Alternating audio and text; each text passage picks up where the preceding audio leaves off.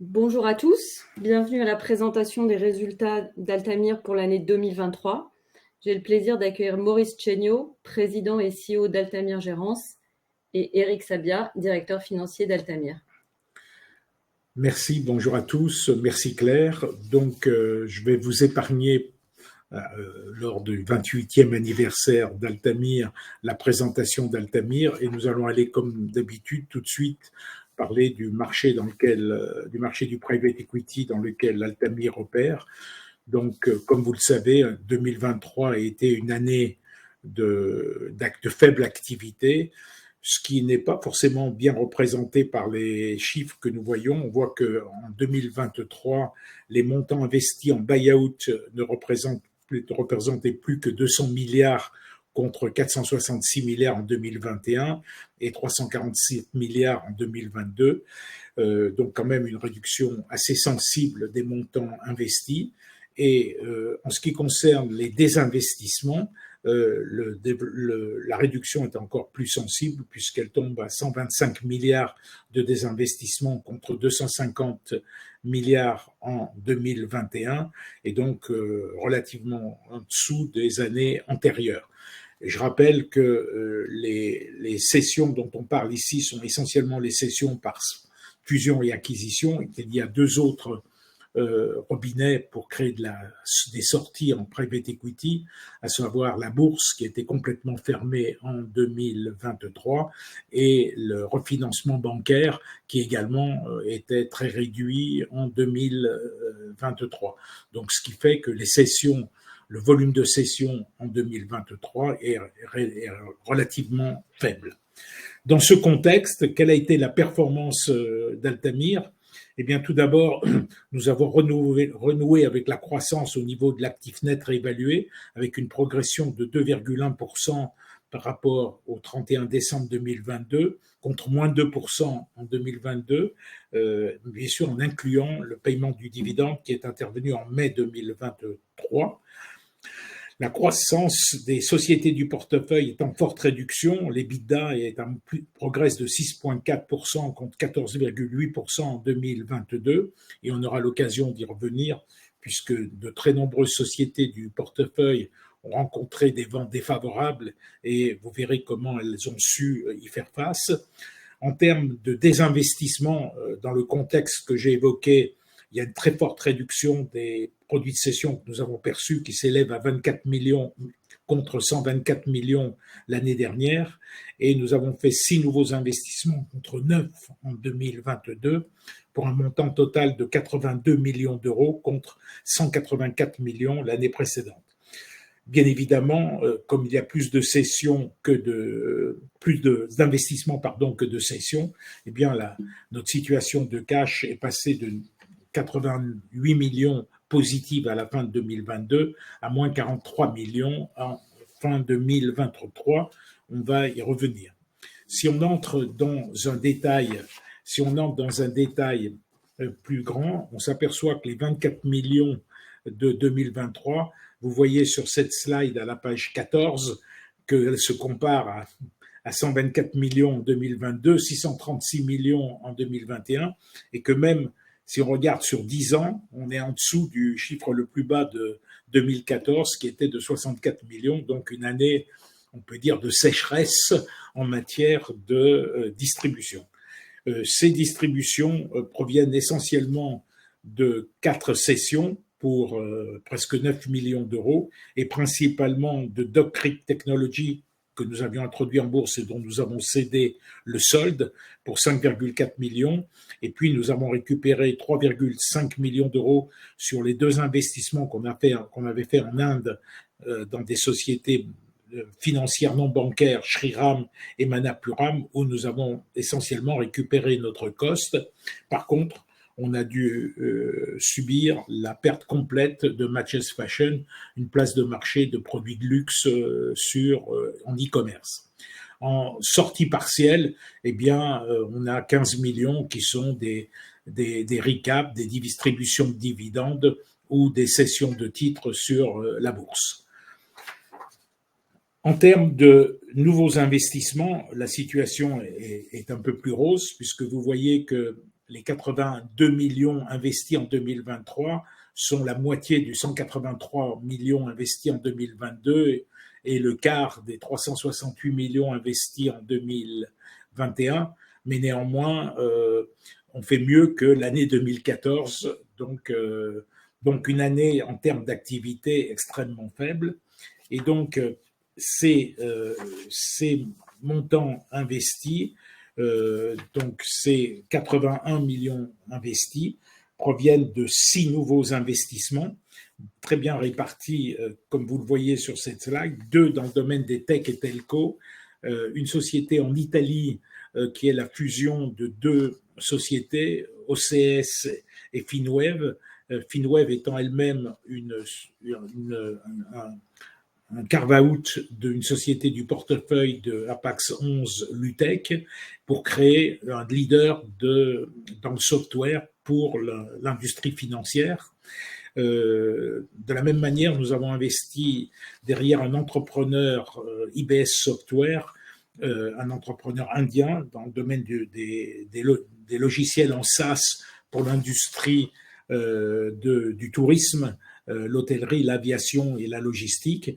Et donc, c'est une société qui connaît un développement spectaculaire et qui a signé en 2023 un énorme contrat avec un nouvel acteur et donc qui devrait améliorer très sensiblement les résultats à partir de 2024. Deux investissements dans le secteur des services, Infraneo aux côtés de 72 Mid-Market 10. Infraneo est un acteur majeur de l'ingénierie sur le marché européen, spécialisé dans le diagnostic et le conseil en matière de gestion patrimoniale des infrastructures pour remédier à leur vieillissement et aux impacts de dérèglement climatique sur leur intégrité. La société est présente dans plusieurs pays européens et c'est une plateforme à partir de laquelle 72 espère faire des acquisitions pour construire un leader européen dans ce secteur. Un deuxième secteur dans le service, WGSN, est une société américaine, spin-off d'une société cotée, et qui est un leader mondial de la prévision des tendances pour la mode, la beauté, la technologie et les produits alimentaires. Et donc là également, une société qui a un très fort potentiel de développement. À ces 4 sociétés vient de se rajouter une société dans le secteur du consumer, Bazooka Candy Brands, une société américaine dans le domaine des confiseries non chocolatées avec plusieurs marques emblématiques qui ne diront rien aux Européens mais qui parlent certainement aux Américains, Bazooka Bubblegum et Push Pop. Et c'est surtout une société dont les produits sont mis sur les gondoles à la sortie des caisses, qui est une place extrêmement privilégiés par les marques de produits de ce type. Et enfin, un investissement dans le secteur de la santé, Palex Medical, qui est donc un leader de la distribution indépendante de solutions medtech innovantes et de qualité en Europe du Sud. Et donc, la société, en réalité, fournit aux fabricants la prestation, le outsourcing du marketing, de la vente et de la logistique pour aller adresser les hôpitaux publics et privés ainsi que les laboratoires d'analyse. À ces investissements en direct, vient de se rajouter 9,3 millions d'investissements dans les fonds Altaroc Global 21, Altaroc Global 22, Apax Digital 2 et Apax Développement. Et on vous a mis sur cette slide le taux d'investissement de ces fonds, les montants investis durant l'année 2023 et puis le taux d'investissement de ces fonds qui sont à 60% pour Global 21, 100% pour Apax Développement et 16 et 25% respectivement pour Apax Global 2022 et Apax Digital 2. Voilà donc à ces investissements nouveaux viennent se rajouter bien évidemment les follow-on à hauteur d'une vingtaine de millions d'euros et on vous a mis sur cette slide le fait que la moitié de ces investissements étaient de nature défensive pour tenir compte des ventes défavorables auxquelles un certain nombre de nos sociétés ont été confrontées en 2023. Et puis, bien évidemment, pour autre moitié, les sociétés ont profité de ces conditions de marché pour faire des build-up et pour continuer à se développer. Et donc, nous avons apporté des financements complémentaires pour faire face à ces opérations. tout ceci se traduit sur l'ANR. Donc, comme on le disait en début de parcours, l'ANR au 31 décembre 2023 s'élève à 35,62 €. Si je compare ce 35,62 € aux 37,81 € du pic de 2021, on s'aperçoit que en ajoutant aux 35,62 € de 2023 les 2,21 € de dividendes que nous avons payés en 2022 et 2023, on retrouve un chiffre légèrement supérieur aux 37,81 € de 2021. Donc en réalité, la baisse de l'actif net réévalué par action est explicitée intégralement par les dividendes qui ont été distribués en 2022 et 2023.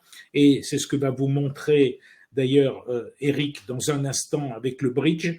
Alors on a fait 2 bridges, vous trouverez dans la présentation un bridge comme on a l'habitude de le faire sur l'exercice 2023, mais je pense que c'est plus parlant de parler du bridge sur les 2 années, et je donne la parole à Eric, notre directeur financier, pour vous commenter la slide page 22. Merci Maurice. Donc effectivement, page 22, qu'est-ce qui explique le passage de la NAV à fin 2021 au passage à la NAV à fin 2023? C'est intégralement le paiement du dividende réalisé sur les 2 dernières années à hauteur de 81,6 millions d'euros. C'est ce qui explique 100% de la baisse de la NAV. L'autre partie des bâtons qu'on peut voir sur le slide étant la création de valeur et les fees et le carry interest, et la création de valeur sur la période a totalement compensé les frais et le carry et les résultats financiers qui ont été provisionnés dans les comptes sur les 2 dernières années. Donc, le message, c'est la baisse de l'actif net s'explique par le dividende, la création de valeur ayant intégralement compensé les fees sur les 2 dernières années. Si on rentre un petit peu dans le détail de la création de valeur par secteur, pareil, on vous a mis les deux splits à la fois sur 2023 et sur 2022 et 2023. Donc, on va se focaliser ici sur les 2 années. Et on voit que sur l'année 2022-2023, les 81,4 millions de création de valeur réalisées sur 2023 viennent s'ajouter aux 19,2 de 2022. Et donc, pour créer un total de 101,5 millions de valeur sur les 24 mois. Et on voit ici tout l'intérêt d'être bien diversifié au niveau du portefeuille et d'être pas uniquement focalisé sur un secteur, puisque la tech and telco qui recule sur les 2 années est compensée par d'autres secteurs comme le consumer et les services qui, eux, ont fortement tiré la création de valeur. Le tech and telco recule de 57 millions d'euros, là où le secteur consumer croît et donc tire la création de valeur à hauteur de plus de 125 millions d'euros, et les services dans une moindre mesure à hauteur de 39,4. Donc Maurice rentrera un petit peu plus tard dans le détail. Oui, donc on peut simplement dire que effectivement il y a de grandes différences. Quand vous regardez Tech et Telco, globalement, il y a une destruction de valeur de 57 millions et demi sur les 2 années, mais avec tiré par Thoughtworks et Infovista, dont je parlerai tout à l'heure, qui représente à eux deux moins 157 millions d'euros, mais compensé en grande partie par Marlink et Gretek, dont je parlerai tout à l'heure. Dans le consumer, bien évidemment, c'est Tom et Europe Snacks qui tirent la performance globale du secteur, et dans les services, c'est assez diversifié, néanmoins avec un détracteur qui est Antoria, dont je parlerai également tout à l'heure, et un créateur de valeur, 2 créateurs de valeur significatifs qui sont Crystal et Toi Dixie. Voilà. En ce qui concerne la santé, eh bien effectivement, ces 2 détracteurs sont Mental Better et Eaton Recovery Services, qui sont dans le même secteur, et à nouveau j'évoquerai ces 2 secteurs, ces 2 sociétés tout à l'heure. Voilà, à vous Eric pour expliquer le bridge de la création de valeur. Donc effectivement, si on se focalise maintenant sur la création de valeur sur la partie unrealized du portefeuille uniquement sur l'année 2023, le principal levier de la création de valeur a été l'EBITDA, et on le voit très nettement sur le slide page 25 sur le graphe de gauche. La création de valeur s'élève donc à 95,8 millions d'euros, et ce chiffre-là se retrouve sur la partie de droite, qui vous montre l'accroissement de la valeur du portefeuille sur l'année 2023, où on passe d'un portefeuille de 1,468 milliard à un portefeuille d'1,634 milliard d'euros. Pourquoi cet accroissement de la valeur du portefeuille? On vient de le voir de par la création de valeur et, comme le disait Maurice un peu plus tôt, on a eu très peu de cessions sur l'exercice. Donc, le portefeuille ayant, lui, continué à croître du côté des investissements, les investissements ont plus que compensé les quelques cessions réalisées. Et on a donc 70 millions d'accroissement de valeur du portefeuille liés aux acquisitions et aux cessions et 90 millions liés à la création de valeur sur l'exercice. Page 26, on vous présente un indicateur qu'on suit nous de très très près qui est le montant du portefeuille at cost comparé à la situation nette sociale. On fait en sorte d'avoir un taux le plus proche de 100% ou au moins au-dessus des 100%. Et ce taux s'établit à 110% au 31/12/2023. Pourquoi? Comme on le disait juste avant, on a eu peu de cessions. Donc, l'actif net social a peu progressé, notamment du fait du paiement du dividende sur l'année. Quand lui, le portefeuille at cost a quand même cru de 5%, en passant de 940 millions à 982 millions d'euros à fin 2023. Sur le slide suivant, page 27, on vous présente les méthodes de valorisation. 92%, donc pratiquement l'intégralité concrètement du portefeuille est valorisé en utilisant des multiples comparables à fin décembre. Les quelques pourcentages résiduels étant liés aux acquisitions de la période où le portefeuille est encore à cost et les quelques sociétés cotées que nous avons encore dans le portefeuille à fin décembre 2023. Page 28, nous vous présentons l'évolution de l'uplift. Il est certes positif sur l'année, mais respectivement à 8 et 9 millions d'euros sur les dernières valorisations avant cession et les prix de cession, on peut considérer quand même qu'il est totalement non significatif sur l'année, encore une fois en lien avec la faible activité au niveau des cessions sur l'exercice 2023. Page 29, en termes d'engagement à fin décembre, nous avons un peu plus de 600 millions d'euros d'engagement sur l'ensemble des fonds dans lesquels Altamir a investi, dont 86 millions d'euros ont déjà été investis mais ne sont pas encore appelés par les fonds. Ces 600 millions sont principalement concentrés sur l'allocation 2023. Apax 11 LP n'a réalisé aucun appel sur les 250 millions d'euros qui ont été engagés par Altamir. Et on va également mentionner les 30 millions d'euros que Altamir a souscrits dans le fonds Apax Développement 2 à fin décembre 2023. Donc, pour faire face à ces engagements, quelle est la position de cash de la société? On voit que le cash dans les comptes sociaux s'établit à moins 43,2 millions d'euros à fin décembre et à moins 133 millions d'euros en IFRS à fin décembre. Et pour faire face à cette position de cash, la société dispose de 135 millions de lignes de crédit en forte augmentation par rapport au 31 décembre 2022. Donc, nous sommes malgré tout confiants sur la position de cash sur l'année 2024. Ceci étant dit, je repasse la parole à Maurice. Oui, donc que s'est-il passé, je reviendrai sur le cash, que s'est-il passé depuis la clôture au 31 décembre? Tout d'abord, on veut vous rappeler que notre portefeuille a quasiment pas d'exposition sur la Russie et l'Ukraine. Donc, si nos sociétés ont rencontré des vents contraires, ce n'est pas dû au conflit russo-ukrainien. Par ailleurs, la bonne nouvelle du début d'exercice, c'est que Tom Group a refinancé complètement sa dette qu'il avait contractée en février 2021, sa dette à yield, qui était de 620 millions en 2021 et qui a été refinancée complètement à hauteur de 850 millions d'euros en février 2024, et ceci a permis la distribution de dividendes, de rembourser complètement les actionnaires de leur investissement, qui viennent se rajouter aux 40 millions qu'on avait récupérés. Donc, ce qui fait que Altamir, qui avait investi 100 millions d'euros il y a 3 ans, avait récupéré déjà 40 millions en 2022 et vient de récupérer 60 millions, soit l'intégralité de son prix de revient. Donc, bien évidemment, par rapport à la situation de cash qu'on vient d'évoquer tout à l'heure, où les lignes de crédit couvraient juste les engagements que nous avons, on a un souffle d'air avec ces 60 millions et on compte sur un certain volume de cessions en 2024, un volume beaucoup plus accru que celui qu'on a connu en 2023. Si vous le voulez bien, nous arrivons maintenant à la valeur de votre société. La valeur de votre société, comme je vous le dis chaque année, c'est la valeur de son portefeuille. Donc, à la page 33, vous voyez que le portefeuille d'Altamir est valorisé à 1,634 milliard, comme on vous le disait tout à l'heure, avec 71 sociétés qui sont celles que nous suivons individuellement. On n'intègre pas dans ces 71 sociétés les sociétés qui sont détenues par les fonds Apax Digital 1 et 2, par les sociétés par Apax Développement et par les fonds Altaroc, où là, vous avez encore des dizaines de sociétés qui viennent se rajouter, mais qu'on ne suit pas individuellement. Ce portefeuille se décompose d'1,634 milliard, se décompose à hauteur de 26%, qui sont les investissements directs comme Tom et les co-investissements, les 11 co-investissements, et puis 72,5% au travers des investissements, au travers des fonds gérés par Seven2 ou Apax LLP, donc qui sont les principaux fonds que nous accompagnons depuis la création d'Altamir.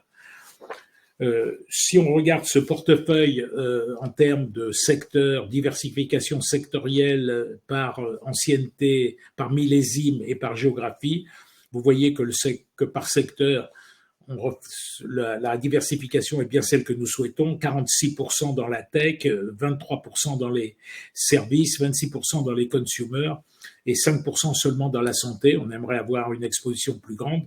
On en a une au travers des fonds, Altaroc et développement, que nous ne reflétons pas dans ce tableau puisqu'on ne présente pas les sociétés sous-jacentes des fonds. Par millésime, les millésimes sont importants parce que plus les millésimes sont anciens, plus ça préjuge des sorties futures. Et vous voyez que ce qui est antérieur à 2017, c'est 16% du portefeuille en fair market value, et ce qui est de 2018, c'est 7%. Donc c'est ces 23% qui sont les principaux candidats à la sortie. Et par géographie, on voit que 70% de notre portefeuille est investi en Europe, 22% aux USA et 8% dans le reste du monde. Et donc, par rapport à il y a 10 ans, on a atteint nos objectifs de diversification géographique. Et à nouveau, ces montants n'incluent pas les fonds Altaroc, etc., qui sont encore beaucoup plus diversifiés géographiquement, etc. Nos sociétés ont cru en termes de croissance au même niveau que les sociétés du CAC 40, ce qui est décevant en soi, mais qui n'est pas un échec.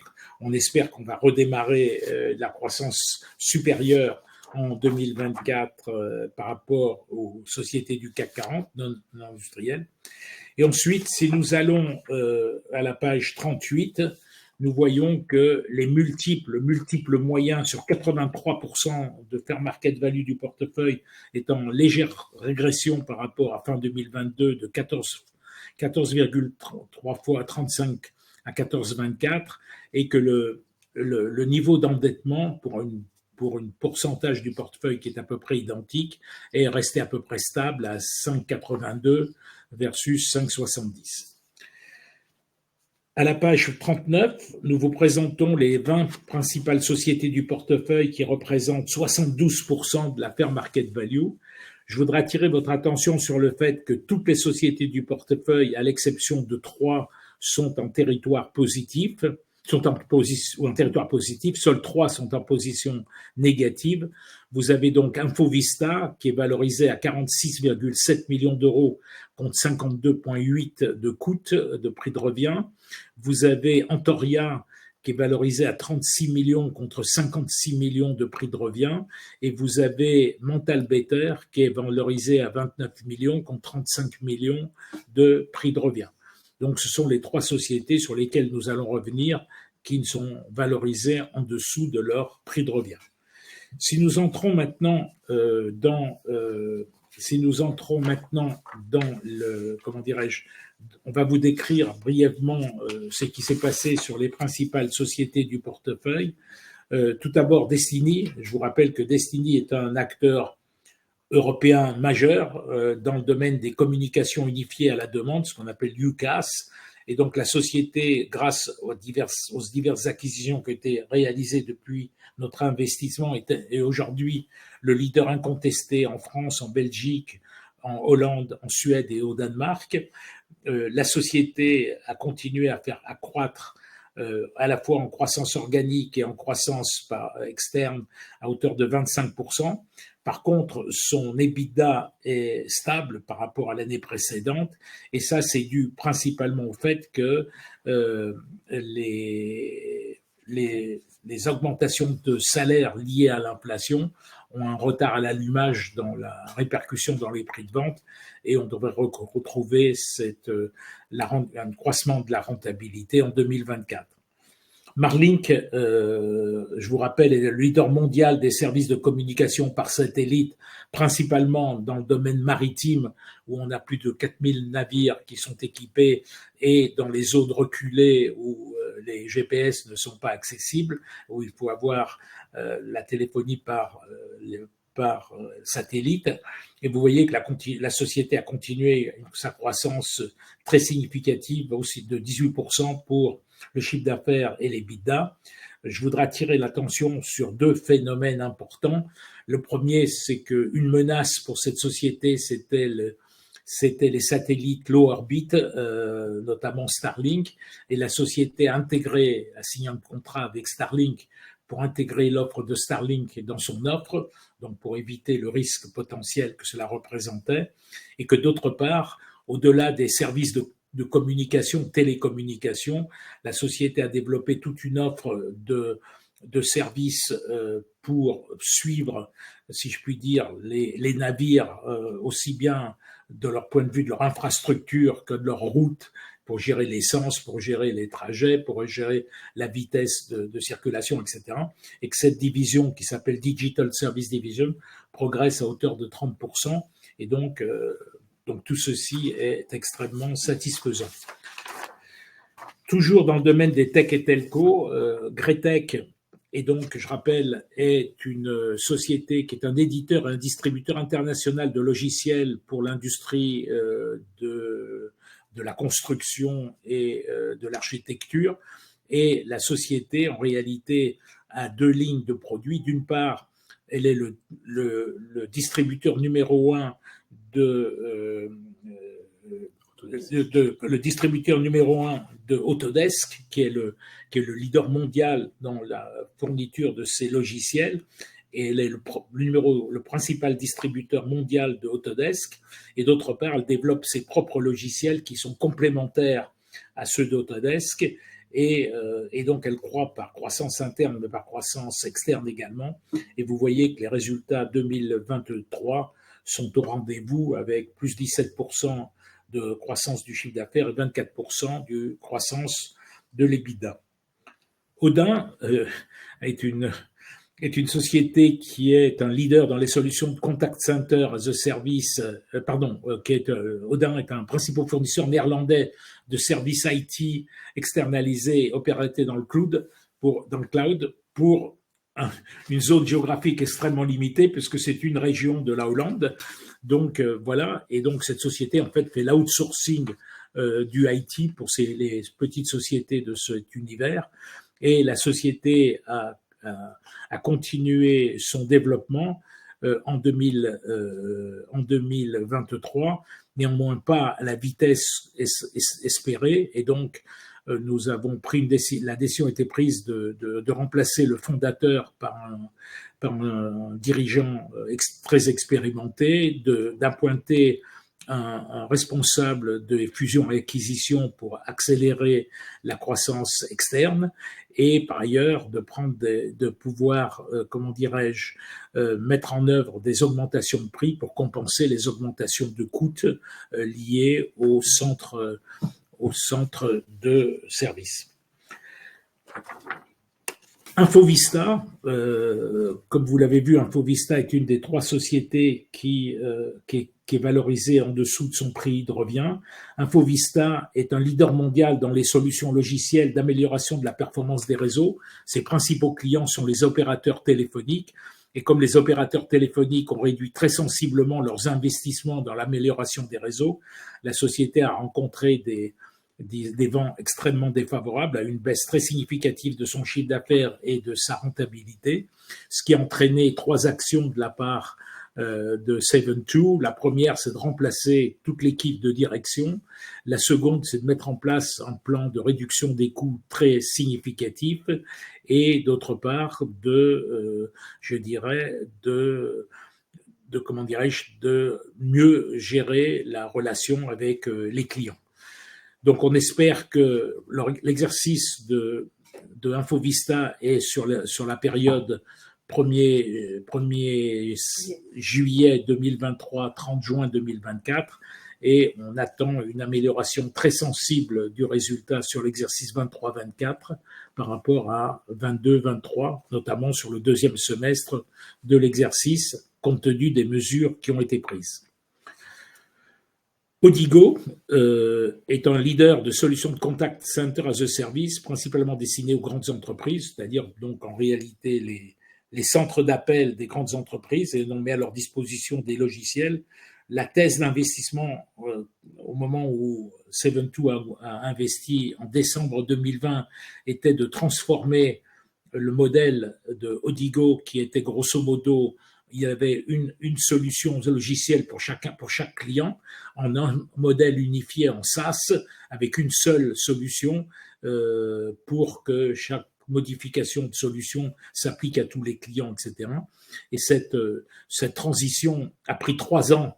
Elle est faite, mais elle a pris 3 ans, elle a pris beaucoup plus longtemps que prévu, elle a coûté beaucoup plus cher que prévu, et ceci s'est traduit par, d'une part, un changement complet de l'équipe de direction, là à nouveau, et d'autre part, le fait qu'on a dû investir des sommes supplémentaires pour faire face à ces besoins accrus. Mais on espère que les mesures qui ont été prises devraient commencer à payer en 2024. D'ores et déjà en 2023, l'EBITDA a cru de 14% parce que la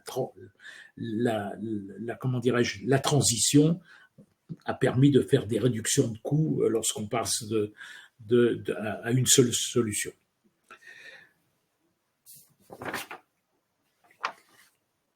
Toujours dans les tech et telco, Vitaprotech est un investissement récent de Seven2 et donc une société, un leader français dans la sécurité électronique premium pour les sites sensibles ayant des besoins de sécurité élevés, aussi bien en termes de software qu'en termes physiques.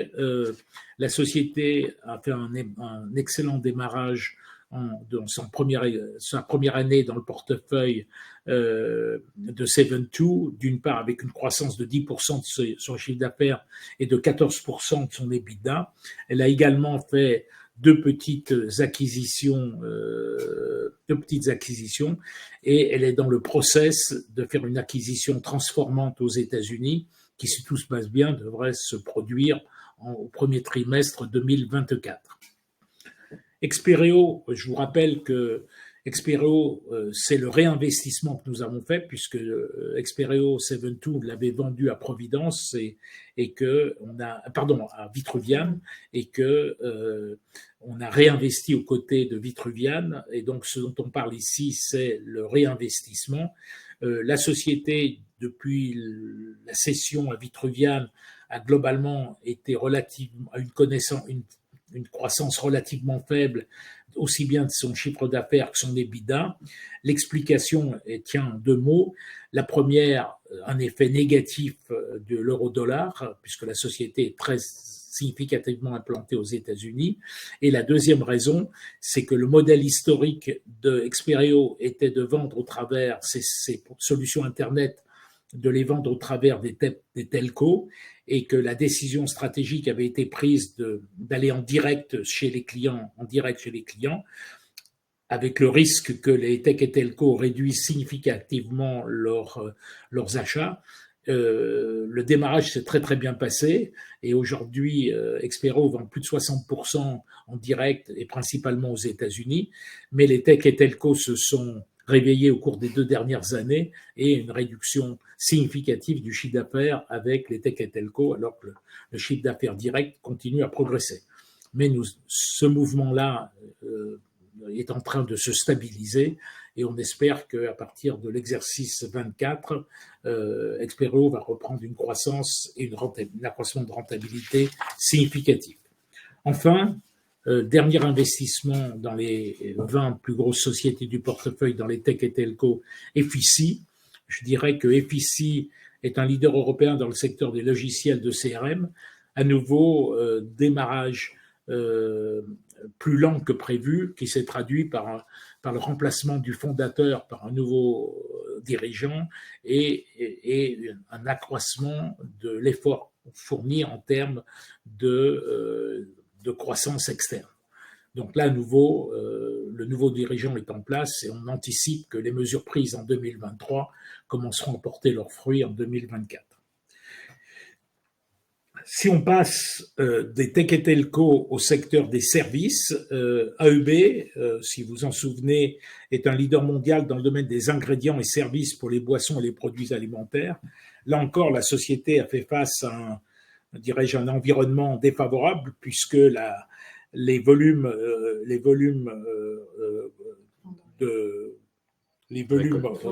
recueillis, disons, sont en baisse de 7% de façon globale et 19% dans l'hémisphère sud. Donc, d'autre part, il y a eu tout un travail qui a été fait pour améliorer le pricing et l'amélioration des gammes. Et enfin, là encore, un nouveau dirigeant a été recruté avec une ambition d'accélérer la croissance externe. Cristal est un des leaders français dans le conseil en gestion de patrimoine. Je vous rappelle que la thèse d'investissement était que les CGP est un marché extrêmement fragmenté et la thèse d'investissement de Cristal était de consolider cette industrie. On peut dire que les résultats sont au rendez-vous. Cristal a, en l'espace de moins de 3 ans, est devenu le numéro 1 français incontesté des CGP, avec notamment 2 acquisitions transformantes qui ont eu lieu au premier trimestre 2024, le rachat de la division distribution de Primonial et Optifinance, qui fait que qui viennent s'ajouter aux 22 build-up qui avaient été faits précédemment, ce qui fait que après ces 2 acquisitions, les actifs sous gestion de Cristal s'élèvent à 21 milliards d'euros contre 7 milliards à fin 2023. Et par ailleurs, bien évidemment, pour intégrer ces sociétés, tout un effort de transformation digitale est à l'œuvre. Voilà. Toujours dans le domaine des services, Opteven est également un investissement récent de Seven2. C'est une société, un des leaders européens des services et produits d'assurance automobile. Là encore, des ventes défavorables puisque la société agit essentiellement sur le marché secondaire de l'automobile et que ce marché était globalement stable, voire en léger déclin en 2023. Mais la société a bien résisté et aujourd'hui, elle travaille sur faire des acquisitions pour accélérer sa croissance, aussi bien en termes de chiffre d'affaires que de rentabilité. Antoria, autre société dont la valorisation est très significativement en dessous de notre prix de revient. Je rappelle que Antoria est le 2e courtier grossiste en France spécialisé dans l'assurance santé et la prévoyance des travailleurs indépendants, dirigeants et salariés de TPE et TPME. La société a fait une acquisition qui a été très difficile à intégrer et d'autre part a fait une offre produit qui s'est révélée très désastreuse. Donc, à la suite de ça, toute l'équipe de direction a été changée. La nouvelle équipe de direction, depuis 2 ans, a mis en place toute une action qui se traduit de manière extrêmement positive en termes de chiffre d'affaires et d'EBITDA. Et le problème de la société n'est pas sa marge, mais qu'elle est extrêmement endettée à fin 2023 et que l'accroissement des frais financiers obère sa valorisation. Et c'est ce qui explique la valorisation qui est inférieure à son prix de revient. Toujours dans le domaine des services, Assured Partners est une société américaine, courtier en assurance américain, donc un peu l'équivalent d'Antoria, mais avec une offre produit. Alors, Assured Partners est une société qui est une machine à acquérir des petits courtiers, parce qu'elle a fait, depuis notre investissement, elle a fait 470 acquisitions, ce qui explique sa croissance à la fois en chiffre d'affaires et en EBITDA, à la fois tirée par l'organique et par les acquisitions. Voilà, donc là, je dirais une machine qui fonctionne très bien, qui sait très bien acheter les sociétés, qui sait très bien les intégrer. Toito Dixi est donc le leader européen dans la location, l'installation et l'entretien de sanitaires mobiles. Et malgré une réduction sensible du marché de la construction, qui est un des débouchés très importants pour ces toilettes portables, eh bien, vous voyez que la croissance est quand même au rendez-vous avec 14% de chiffre d'affaires et 8% de croissance de l'EBITDA.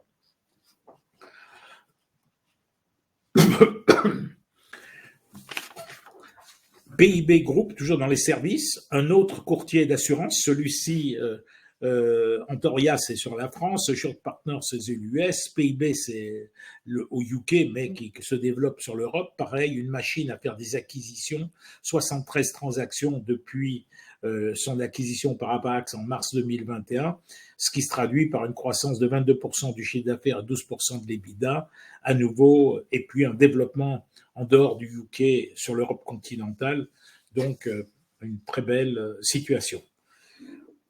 TradeMe, comme vous le savez, est un des premiers opérateurs de places de marché en ligne en Nouvelle-Zélande, puisqu'elle intervient aussi bien dans le domaine du logement, dans le domaine de l'automobile, dans le domaine de l'emploi et dans le domaine des marchandises générales, des places de marché.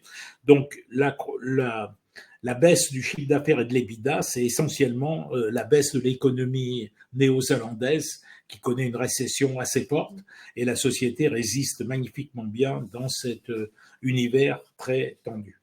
Mais là, à nouveau, on anticipe un rebond en 2024.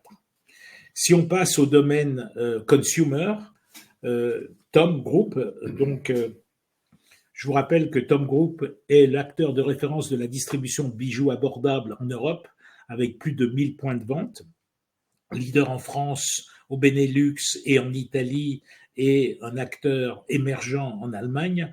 Comme vous vous en souvenez, l'exercice qui se termine au 30 septembre 2022 a connu une croissance très significative du chiffre d'affaires et de l'EBITDA à plus de 30%, et avec une transformation en cash de l'EBITDA de plus de 80%. Et l'exercice qui s'est clôturé au 30 septembre 2023 paraît moins significatif, puisqu'on a une croissance du chiffre d'affaires de 8,5% et de l'EBITDA seulement de 2%. Mais ce qu'il faut savoir, c'est qu'il y a un choix, compte tenu de la pression inflationniste très significative qu'a connue la société, le choix a été fait de ne pas répercuter l'augmentation des prix de vente, des coûts dans le prix de vente, de façon à gagner de la part de marché, puisque la société croît de 8,5%, mais les marchés est en position négative, donc on gagne de la part de marché. Et ça, c'est un choix qui est fait, puisque la société a une marge grosse margin de plus de 70%, et donc il vaut mieux gagner de la part de marché que d'augmenter ses prix. Et donc 2024, l'exercice qui commence le quatrième trimestre de l'année civile 2023, qui est le premier trimestre de l'exercice 2024, est très important pour Histoire d'Or, enfin pour Tom, puisque l'essentiel, plus de 50% du profit est fait sur ce trimestre, et le premier trimestre 2024 a été au rendez-vous en croissance par rapport au même trimestre de l'année précédente, alors que le marché était très, très difficile sur cette période.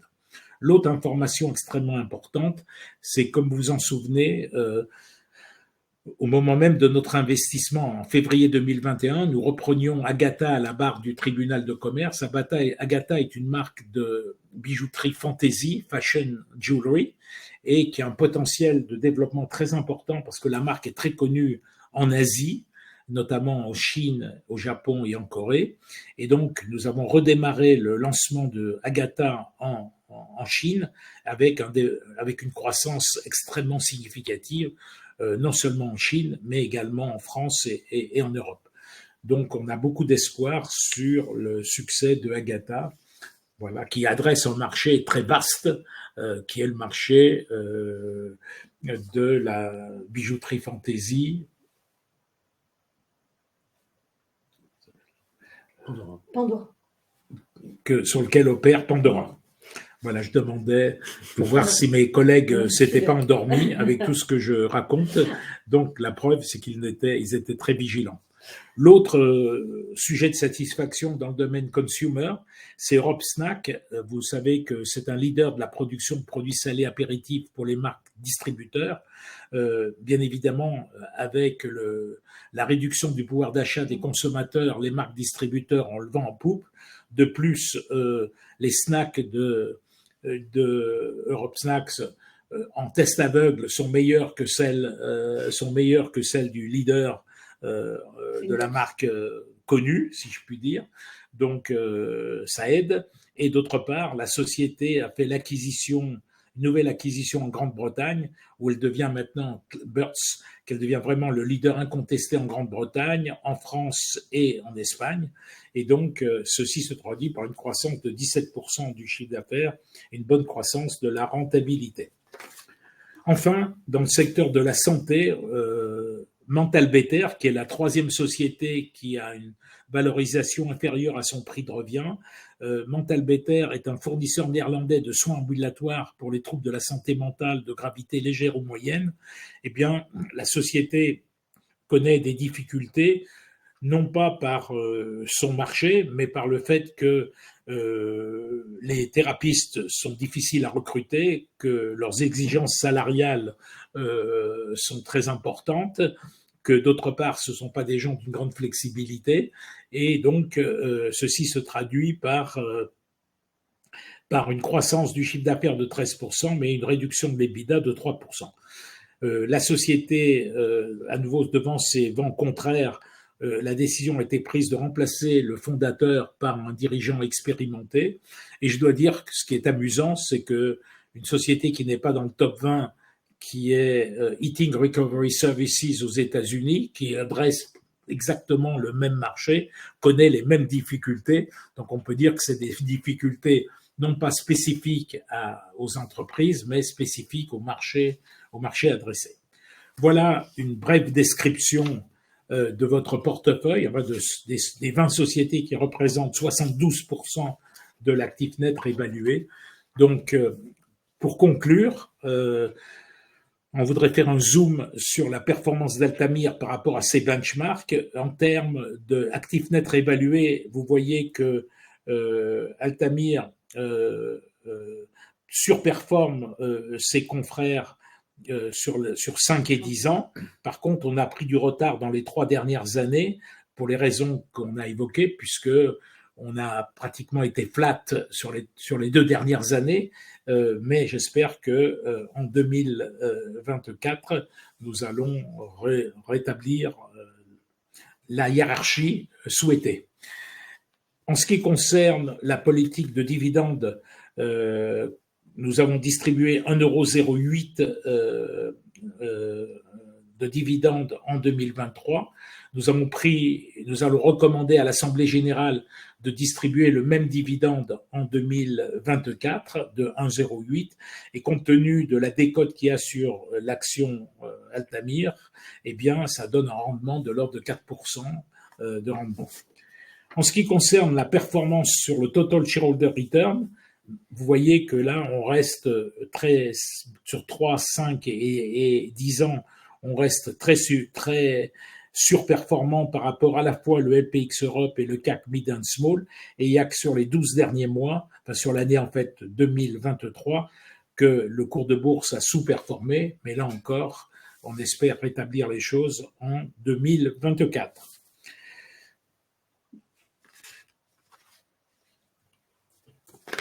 En termes d'objectifs, je rappelle qu'en 2020, compte tenu de la difficulté d'anticiper année après année le marché, j'avais pris comme posture de vous présenter les objectifs à 5 ans en moyenne en termes d'investissement, de désinvestissement et de création de valeur. J'avais indiqué que notre ambition sur la période 2021-2025, c'était d'investir en moyenne 170 millions par an, c'était de désinvestir en moyenne 230 millions par an et avec une croissance organique du portefeuille de 7%.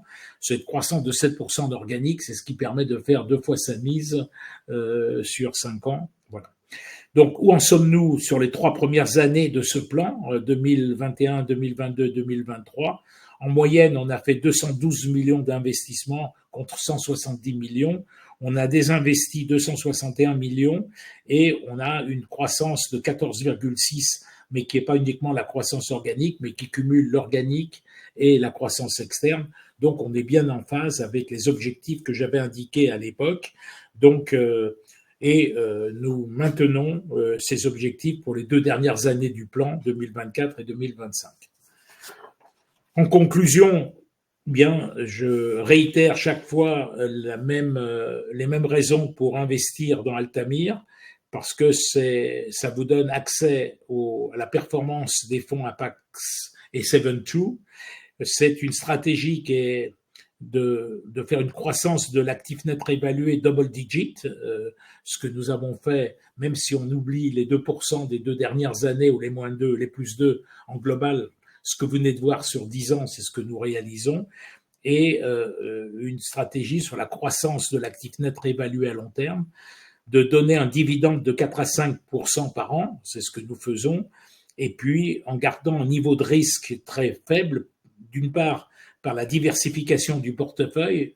Vous avez vu que la diversification sectorielle a montré que la tech et telco, qui avait tiré la performance pendant 5 ou 6 ans, eh bien, a été compensée sur les 2 dernières années par le consumer et les services, que d'autre part, nous avons un niveau de levier dans les sociétés du portefeuille qui est tout à fait raisonnable, que notre politique de valorisation reste très conservatrice puisque notre PLIFT est toujours supérieur à la valorisation dans nos livres, que d'autre part, on a une gestion rigoureuse de notre cash et qu'on n'a pas de dette structurelle au niveau d'Altamira.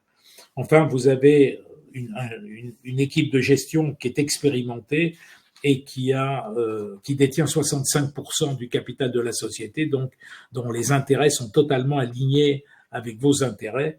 Et enfin, Altamira est extrêmement efficient du point de vue fiscal, puisque je rappelle qu'Altamira, il n'y a pas d'impôt au niveau d'Altamira et que sous certaines conditions, les actionnaires d'Altamira ont des réductions d'impôts significatives s'ils remplissent certaines conditions. Voilà, donc nous sommes à votre disposition, Claire, Eric et moi, pour répondre aux questions que vous pourriez nous poser. Et on vous remercie de votre attention et on vous donne rendez-vous au prochain rendez-vous dans 6 mois pour les résultats semestriels. Hein? Oui, en septembre. En septembre pour les résultats semestriels du fin juin. Voilà, merci beaucoup. Merci à tous. Au revoir. Au revoir.